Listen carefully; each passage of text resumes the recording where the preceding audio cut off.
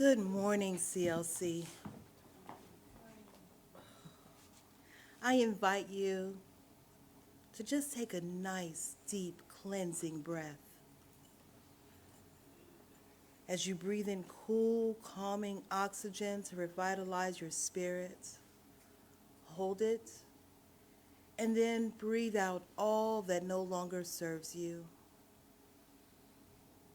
allowing all stress and tension to just ooze away from your body for now. And if you feel so inclined, go ahead and take another nice, deep breath.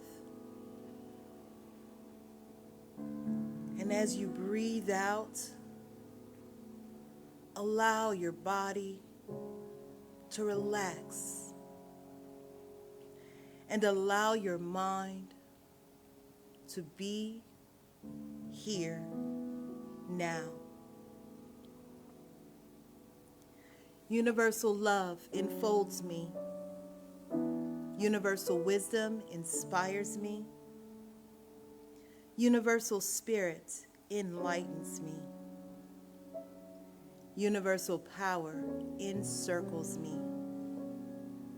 I am one, and all is well. As we begin this inner healing process, let me invite you to relax in quiet confidence, opening yourself to the miracle-working higher power. Now symbolize the unity of your thinking and feeling nature by touching your chest with your hand, and let my words act as your own, for your own inner healing, acceptance, and receptivity. I acknowledge that there is a power, intelligence, and wisdom greater than my own.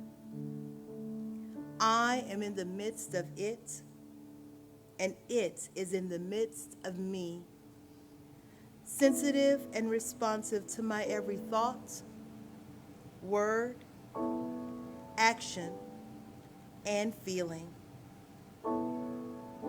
I now make this true for myself by saying aloud, I acknowledge.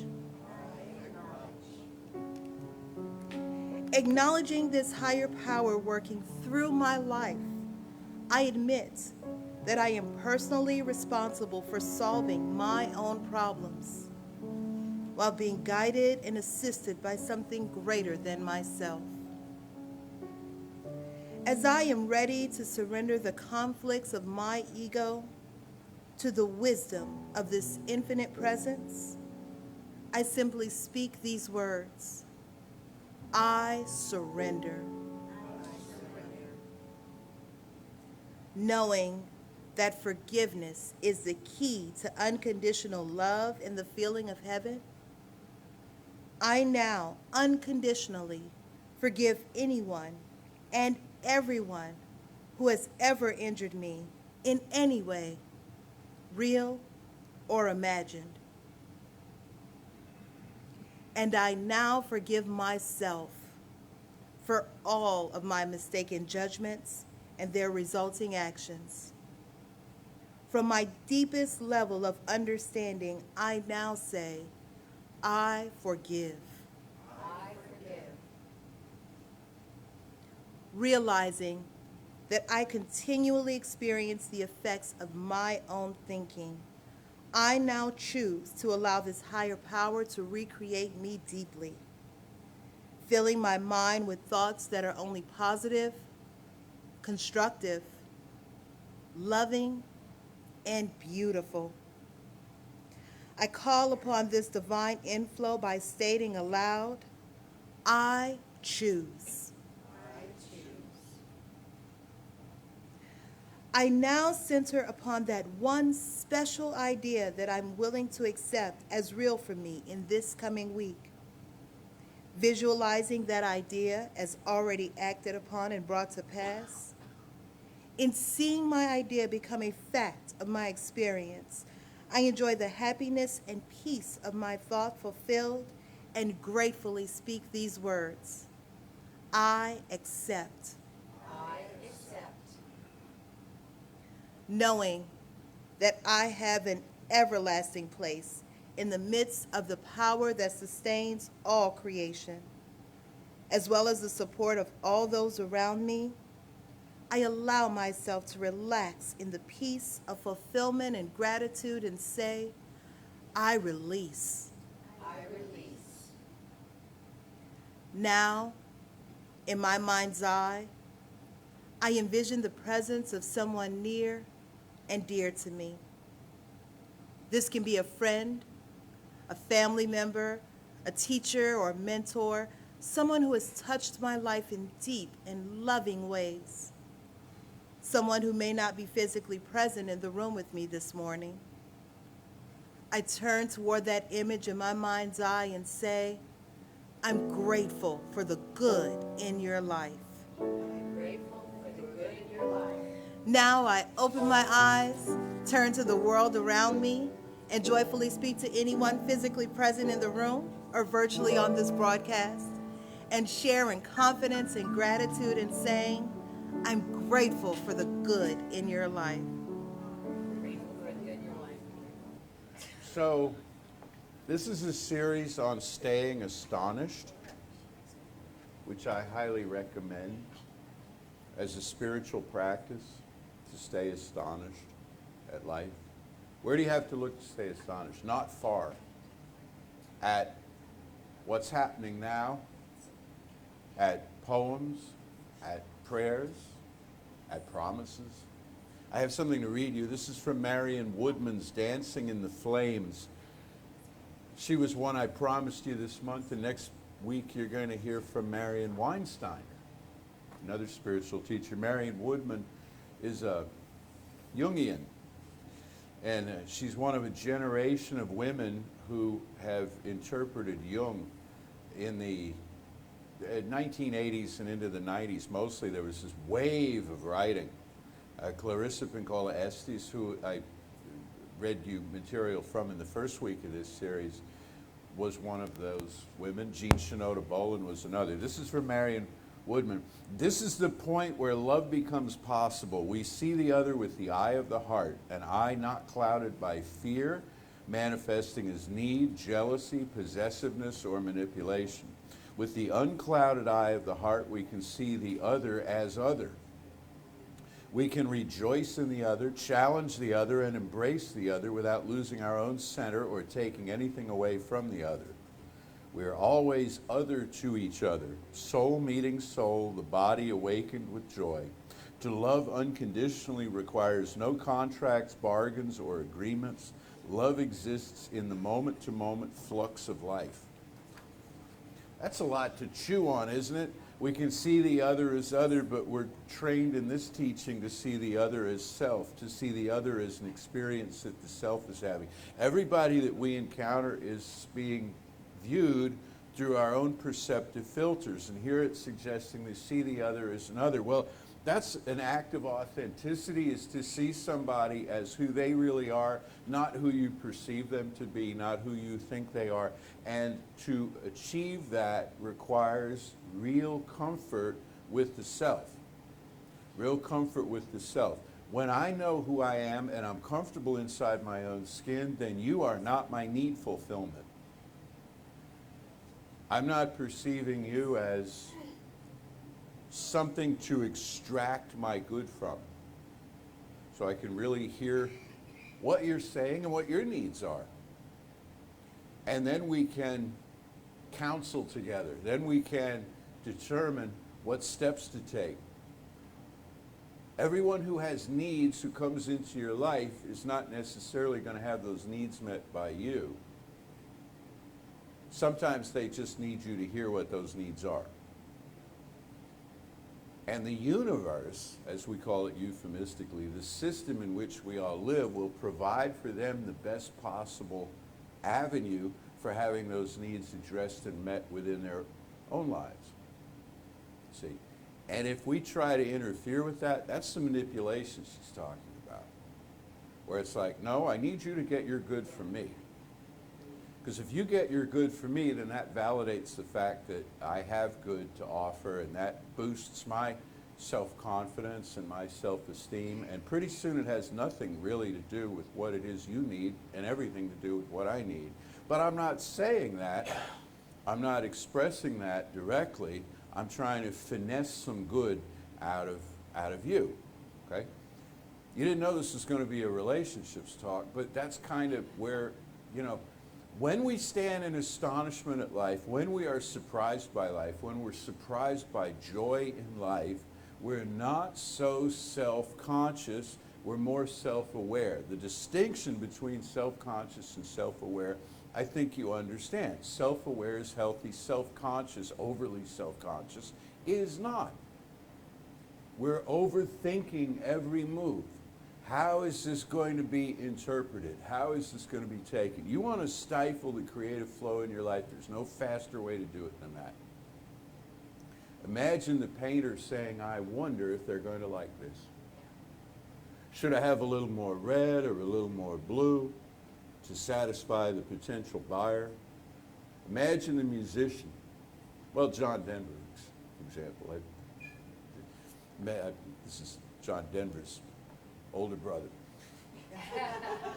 younger brother. Imagine, you know, that song probably went through a lot of edits, because they all do. But imagine if he were so bound up with fear he could never release the thing. Because once it's out, it's out. Once it's out there, it's subject to critical judgment. What if this show last night, we can't go on. What if they don't clap? What if, I mean, the whole world shuts down. You own a restaurant. I can't give you a plate of food. You might not like it. There's no way to run a restaurant. Turns into a fasting center.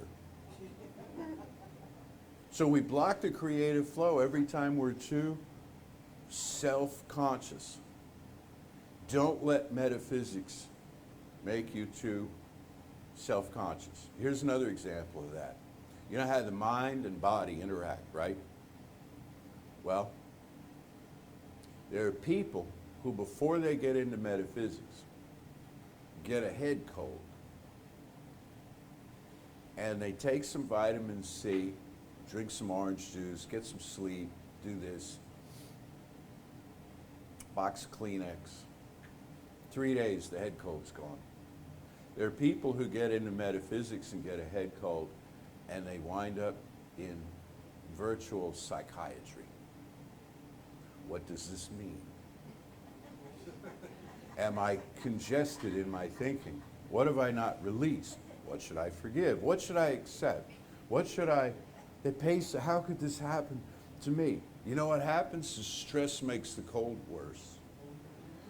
Right? It lingers, might turn into the flu, who knows? And that's just a head cold. I mean, imagine if you do that with every incoming event in your life.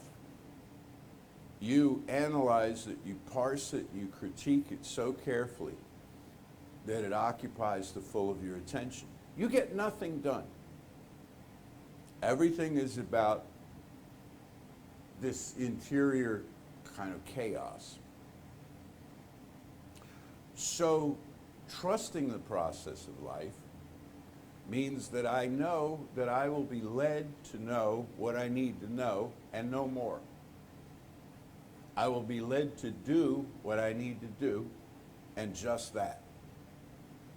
I will take the right steps. The right information will come to me at the right time. Somebody asked me one time for some information about something. When am I going to get that information? And I replied, you'll get it when it's time for you to have it.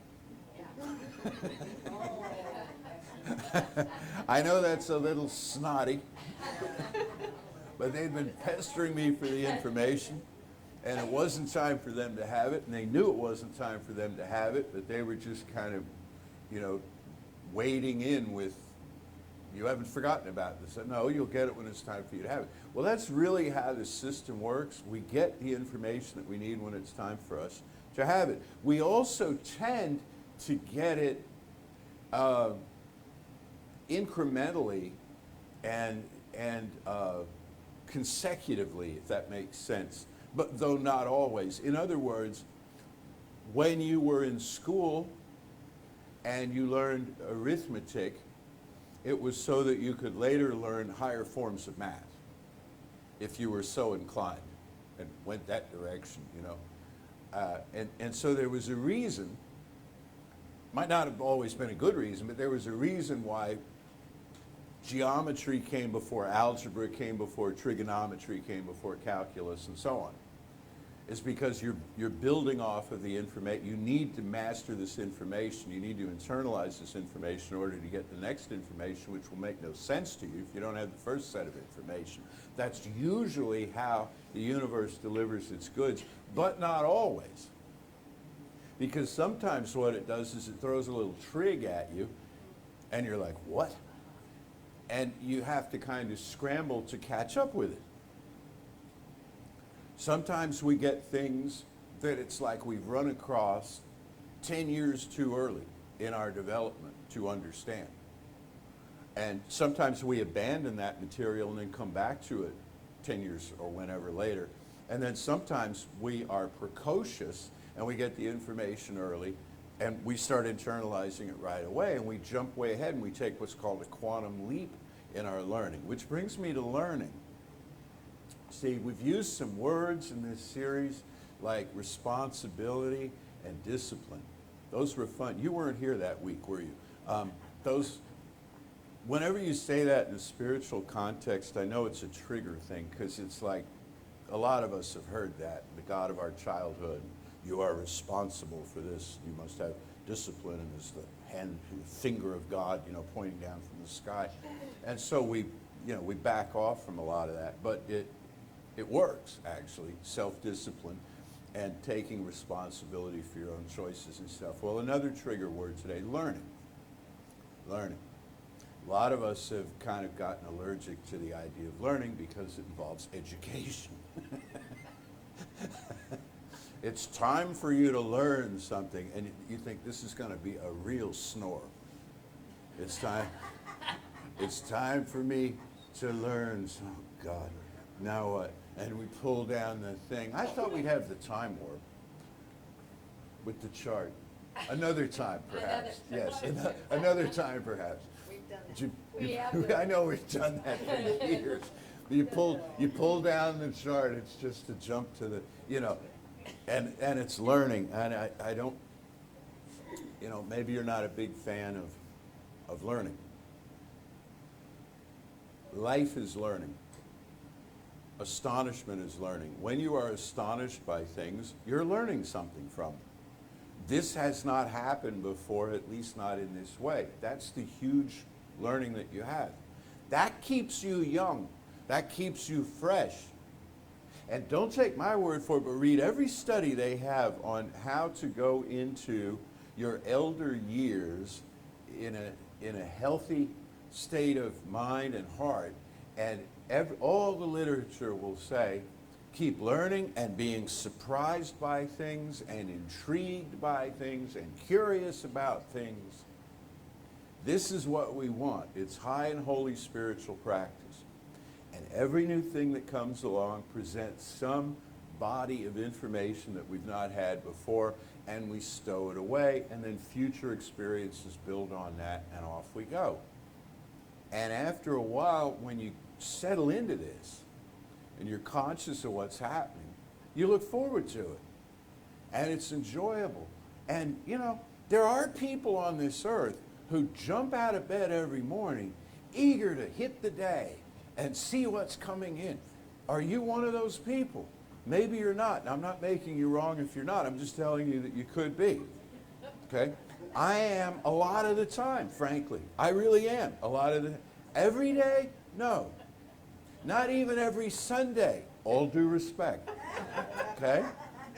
Some Sundays I'd like, let's call Lisa and see if she'll do it. No. That would be wrong.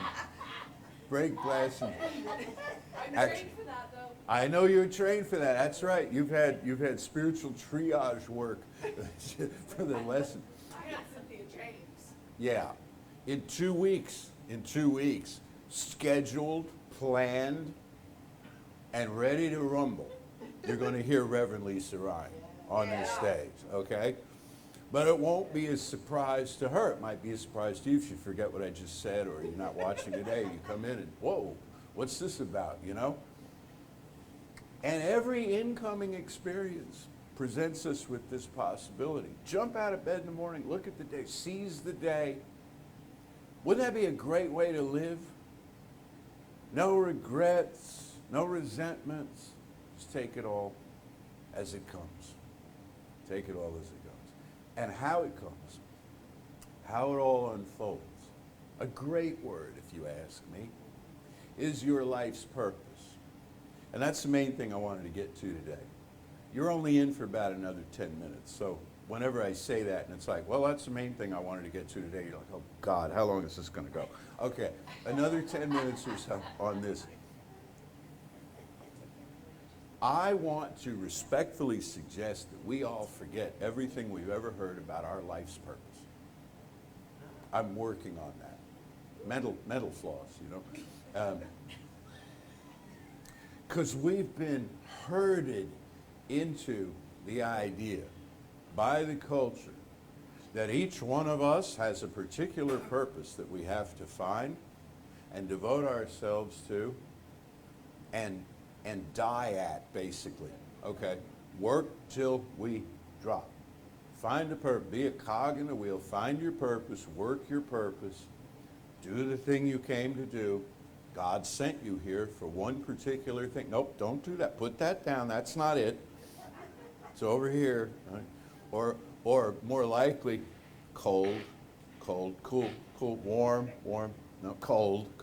And there is an industry of material out there, actual and virtual, books, videos, the whole nine, on your life's, finding and living your life's purpose. Because when you do, you're in this groove, you're in this channel, you know, you're locked in.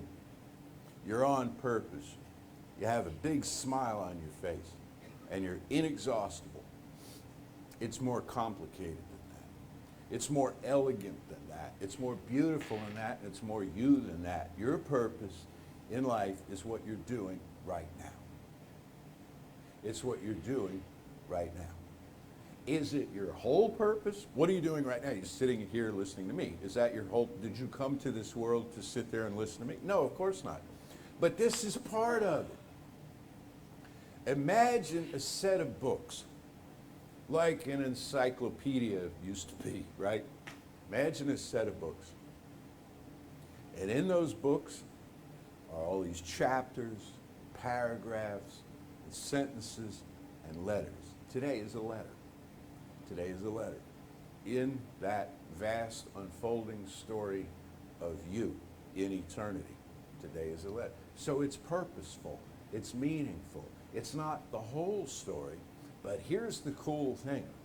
If you took that one letter, this is quantum physics, by the way. If you took that one letter and you blew it up great big, and you carved off a little corner of it, and you blew the corner up real big, and you shined a laser through it too, which that's, I don't know what the metaphor is there, you would see the whole story. In other words, the whole story, scientists in the room are crossing their eyes right now because I'm mangling this, but the whole story is contained within each part of itself. Now, here's the really weird part. The whole story is contained within each part of itself, and yet the story is in the process of being written. So how can that be so? Because in the field in which this is occurring, time is not. Linear time is not. The transmission of information through space is not. Space does not exist in this particular context. So everything exists all at once, and yet it's in the process of being created. Or as Ernest Holmes puts it, it's in the process of unfoldment, a wonderful word that I think he must have made up, because every time I type it, it gets the wavy line under it, which tells me it's not a real word, right? And unfoldment, think of it like, I don't know, a tablecloth or something. It unfolds. It's a whole tablecloth, but it's not useful as a tablecloth until you unfold the thing and drape it over a table. Or it is useful, but not as a tablecloth. It looks more like, I don't know, a pillow or a placemat or something else, right? So for it to reveal its functionality as a tablecloth, it has to be unfolded. For you and me to be fully who we are, we must be unfolded from this compacted kind of self that we are. In the compacted self, we say, I have all the answers, I've seen this before, been there, done that, got the t-shirt, you know, the cynical, jaded, shut down, grown-up self that we are, that is hurting inside, because where did all the surprises go? And now it's fall again. And it's almost Halloween. Do you like Halloween? Did you ever like Halloween? Was it ever a thing, you know? When I was a kid, I grew up in an apartment building. There were 2 apartments on every floor, and between them was an elevator. And it was really cool because you could put on your little costume, ride up in the elevator, hold the door of the elevator open with your foot and ring both doorbells. Step out, keep, you know how you do with elevator, you have to keep going back and touching the thing, you know, the rubber thing, and you load up your bags and stuff. I mean, we made out. We made out with the candy. We made out with the goods. Yet every year it was new. It was different. I don't know how it was for the grown-ups. It's as, well, now I do. Don't you? Maybe it'll rain.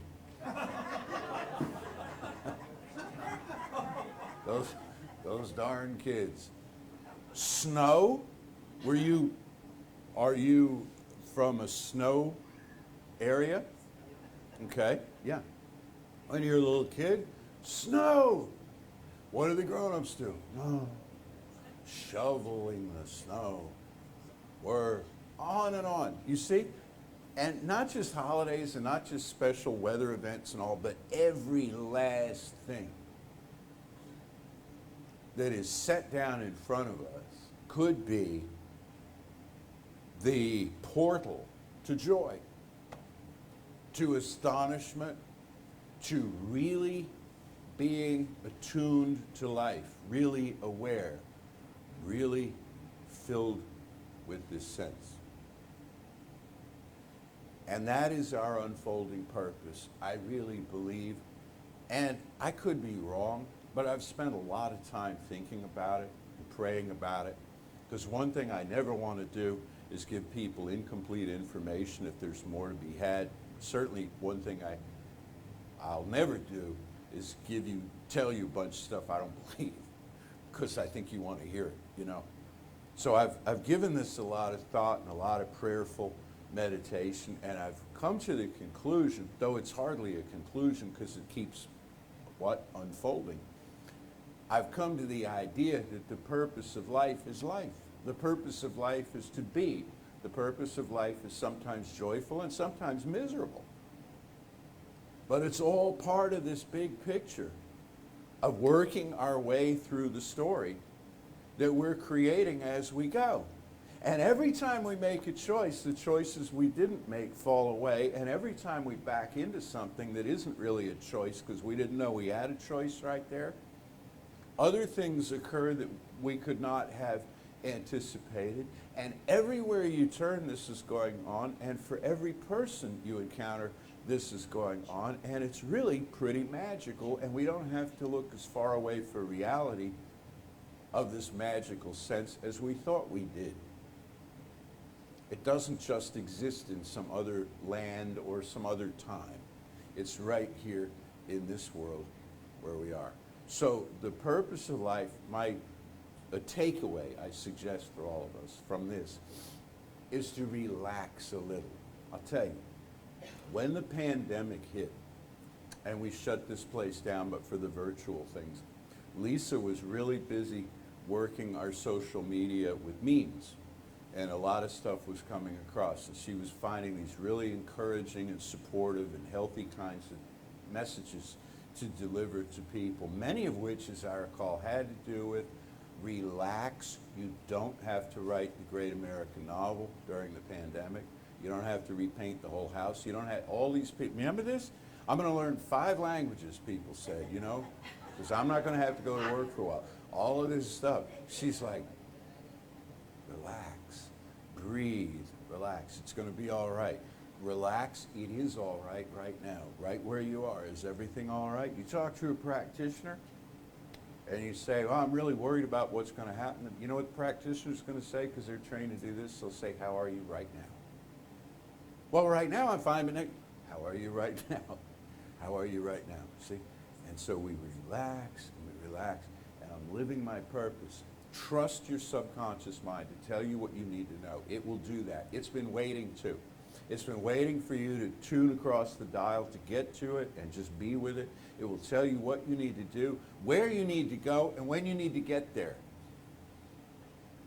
In order to pick up the next, it's sort of like Pokemon Go. It's to pick up the next piece of the puzzle, to get the next piece of information that you need in order to thrive as best you can, in order to have the answers that you seek, and in order, as Marion Woodman points out, to be a focal point, a giver and receiver of unconditional love.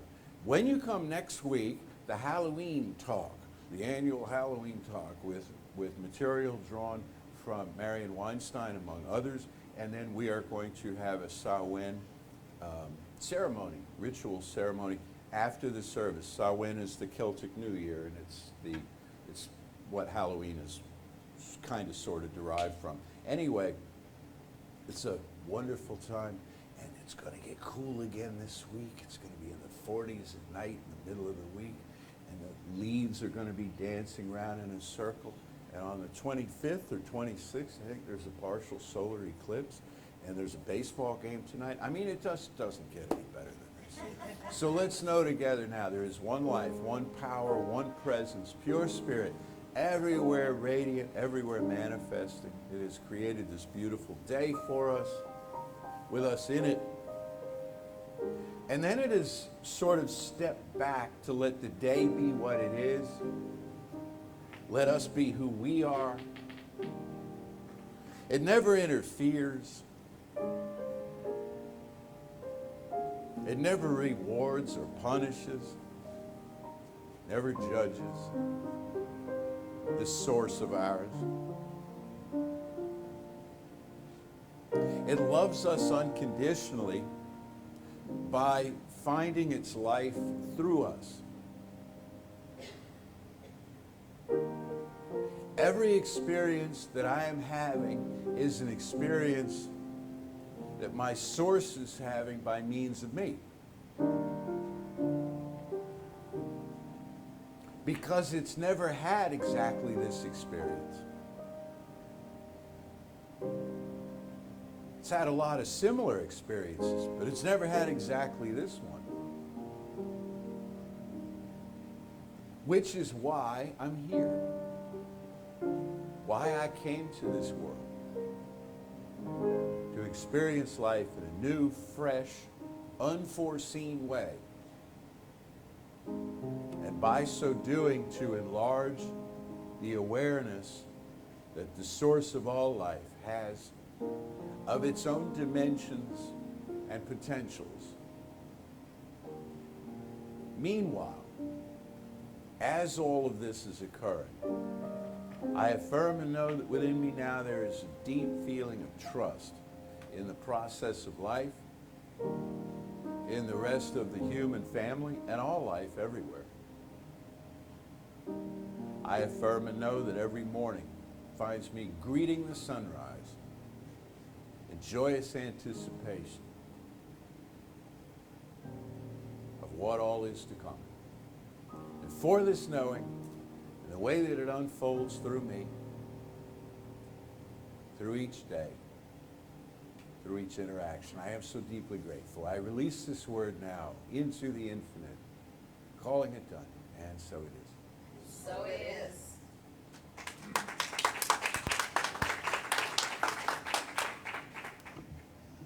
And in speaking of support, we greatly appreciate your support of this center and of us. Thank you for being here. Thank you for being a part of this center. Thank you for your time. Thank you for your loving energy. Thank you for your spirit. Thank you for all the monetary donations you give to us. It is because of what you give to us, we can be up here doing the work that we do in order to give back to you. So we really greatly appreciate it. And I invite everyone now in saying, divine love, through me, blesses and multiplies all the good I am and have, all the good I give and receive. I am prosperous now, and so it is. I do kind of feel like a zombie today. We know we're in touch with that emotion. There were a lot of zombies last night. That's where that energy is coming from. So, but when I did my reading this morning, one of the things, since Jesse was talking about letters, and I know that in so many years I'm going to say this, and it's going to make me feel old, but chalkboard, are chalkboards still a thing? I hope so. I hope so. But the quote was from Ernest Holmes, and it was a reminder. In the quote, he said, "Life is a blackboard, a chalkboard, and we hold both the chalk and the eraser."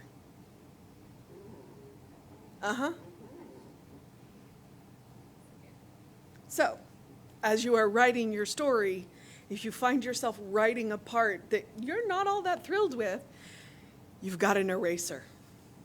Feel free to change it. Or if we're going to do modern computers, there's a backspace. Or just, you can actually copy, select the whole thing and paste over it. So, I do like to say that the purpose of life is life. You don't have a grand purpose. You are a grand purpose. So, in that knowing, I'm going to invite you into the one life, the one presence, the one power, the one love. This is the presence, the power, the love that we live anyway, all of the time. But it's good to go there consciously. So I invite you to open your consciousness, open your heart, open your mind, open your soul into the one life, the one power, the one presence that each and every one of us live. And what comes out of that? Gloriousness.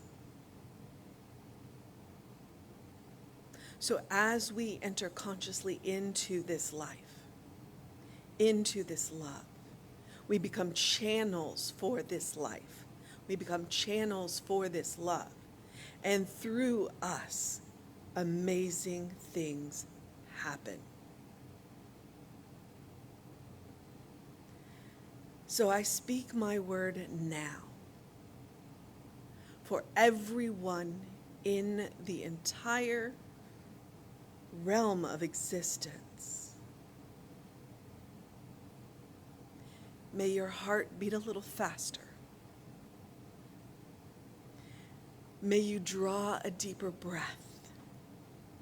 May that which you seek find you. May the universe smooth the way. And may it all be okay. And when it's okay, may it be amazing. And I relax into this knowing with gratitude. Gratitude for this teaching. Gratitude for a place that teaches this. Gratitude for our ministers, our practitioners, our musicians, our tech team. Gratitude for each and every one of you.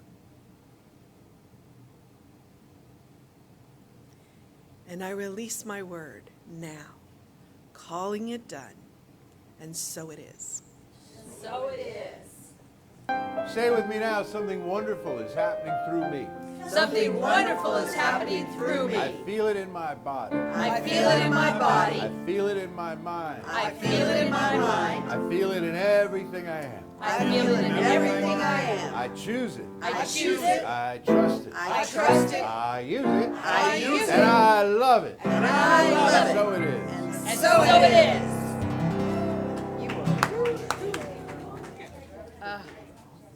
That was so good, Lisa. Oh my God, you are on. That's what I just told you. Really? Well, some days I just open my mouth and good things come out. Yeah, isn't that nice? Very good thing. It was a very good thing. Very good. And thanks for joining us.